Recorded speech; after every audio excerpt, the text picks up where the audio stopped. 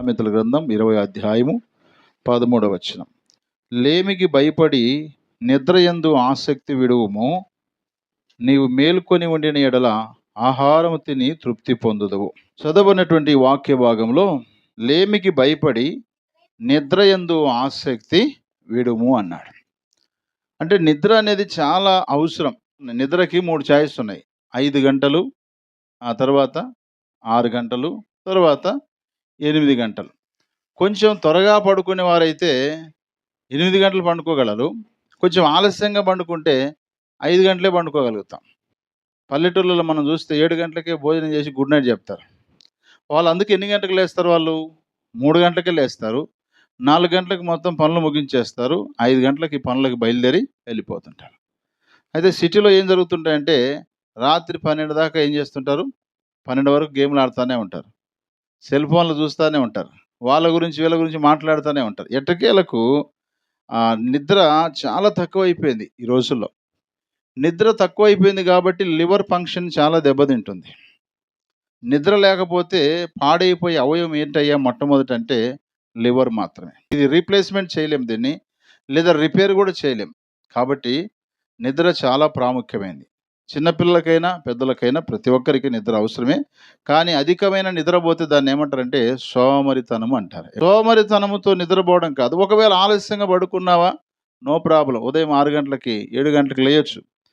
తొందరగా పడుకొని కూడా 10 గంటలైనా సరే లేవకుండా ఉండేవాళ్ళు లేరంటారా? చాలామంది ఉన్నారు. కాబట్టి దేవుని బిడ్డలుగా మన జీవితాల్లో నిద్రయందు ఆసక్తి విడువుము అని చెప్పేసి మాట్లాడుతున్నాడు. సామెతల గ్రంథం 19వ అధ్యాయము 15వ వచనంలో ఒక మాట అన్నాడు, సోమరితనము గాఢ నిద్రలో పడవేయును, సోమరివాడు పస్తుపడి ఉండును. సోమరితనం ఏం చేస్తుందట? గాఢ నిద్రలో పడేస్తుంది. హుషారుగా ఉన్నవారే ఉదయకాలం లేస్తారు. కొంచెం బాగా సోమరిగా ఉన్నవారు ఏం చేస్తారంటే గాఢ నిద్రపోతారు. అందుకనే దున్నపోతు మీద వర్షం పడినా వీడు లేయడు అంటారు కదా కొన్నిసార్లు. అలాంటి నిద్రపోతాడు. కొంతమంది గొప్పగా చెప్తారు, నేను పండుకుంటే 8 గంటలు కాదు 10 గంటలైనా పండుకుంటాను గొప్పగా చెప్తారు.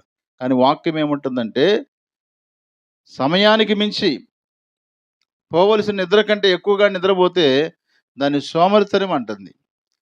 దానికి తగినట్టుగా నిద్రపోతే నిద్ర అని పిలుస్తుంది వాక్యం. కాబట్టి ప్రియులారా, సోమరితనం అనేది తప్పకుండా ఏం చేస్తుందట? గాఢ నిద్రలో పడేస్తుంది. ఈ గాఢ నిద్రలో పడిపోయిన వ్యక్తి ఏమవుతున్నాడు? పస్తు పడి ఉంటాడంట. పస్తు అంటే ఆహారం లేకుండా పడి ఉంటాడు. కాబట్టి సోమరితనం అనేది మంచిది కాదని వాక్యం సెలవిస్తుంది. సామెతల గ్రంథం 23:21 వచనం.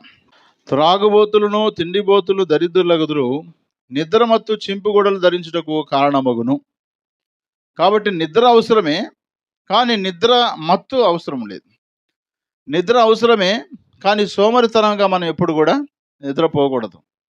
అధికమైన నిద్రపోతేనేమో సోమరితనం అవుతుంది. దానివల్ల మనం గాఢ నిద్రలోకి వెళ్ళిపోతాం.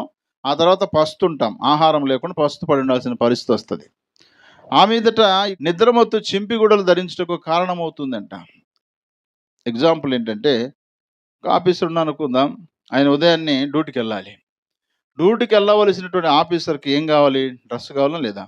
వాటిని ఎప్పుడు సిద్ధం చేసుకోవాలి? ఆయన రాత్రిపూటనే సిద్ధం చేసుకోవాలి. కానీ గాఢ నిద్రపోయి 10 నిమిషాల సమయం ఉంది.